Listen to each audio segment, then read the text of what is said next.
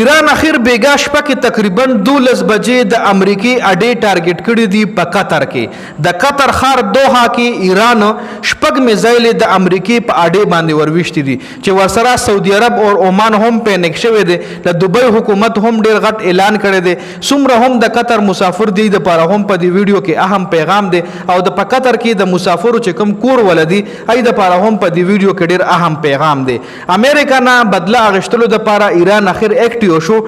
ایران به اوس د امریکای نه بدلا خلی ځکه ایران ویلو چې یا به مونږه د امریکای اډې ټارګټ کو یا مونږ سټریټ او هارموز چې کوم دی هغه به مونږه بندو نو ټول نه پهله ایران اوس د امریکای اډې ټارګټ کې چې څومره هم ایران سره جوخ ملکونه دی او په دې کې د امریکای اډې دي نو هغه ایران ټارګټ کې رورا ټول نه پهله قطر ټارګټ کو چې په قطر دوحه ښار کې د امریکای اډه وا هغه ټارګټ کړی دا شپږ میزایل په ورويشتي دي جی بیګا 12 بجې تقریبا شپه کې 12 بجې دا کاروایی شوې ده تقریبا خوشه د پاکستان په ټایم 12 بجې غوړي د قطر یا د امریکا په ټایم نه د پاکستان په ټایم تقریبا 12 بجو ټایم کې د ایران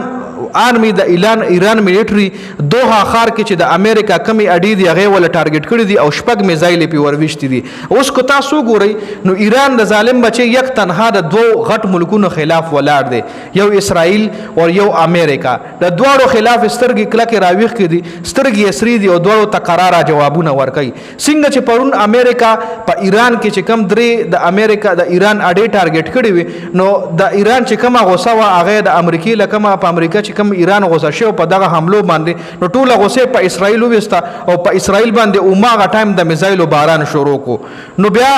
ډیر خلک خاموش خو بیګا شپه کې ایران بیا یو ځل حرکت کې راغو او د امریکای اډې په قطر کې چې کومي وی هغه ټارګټ کې شپږ میزایل په ورويشتي دي چې دغه میزایل هټ کېدو نه پس سعودي عرب بحرین کې هم ایمرجنسي سایرن بجو شوې دي په عراق کې هم جوابي حمله کړل شوې ده ایران تنها د دوه پاور ملکونو خلاف کلک ولاړ دی قطر کې چې څومره هم مسافر دی د پاره هم اهم پیغام دی خو هغه نه مخکې دوبۍ حکومت هم اعلان کړی د خپل عوامو د پاره خپل ریزیډنشل چې کوم ریزیډنس یې د پاره چې مونږه سکیور ان سیف یو تاسو ته د پینک کېدو یا د ټینشن کې دراتلو ضرورت نشته دی دوبۍ حکومت باقاعده افیشل اعلان وکړو چې تاسو پینک کې مراد مونږه سیف ان سکیور یو مطلب کې دی چې دوبۍ کې یا د امریکای اډې نه وي او کوینو دغه اډې نه ټارګټ شوی تر اوسه پورې اوس د قطر چې څومره هم مسافر دي نو د پینک کېدو د ټینشن کې راتلو ضرورت ځکه نشته دی چې ایران قطر سره دښمنی نشته دی ایران به صرف په قطر کې د امریکای اډې ټارګټ کوي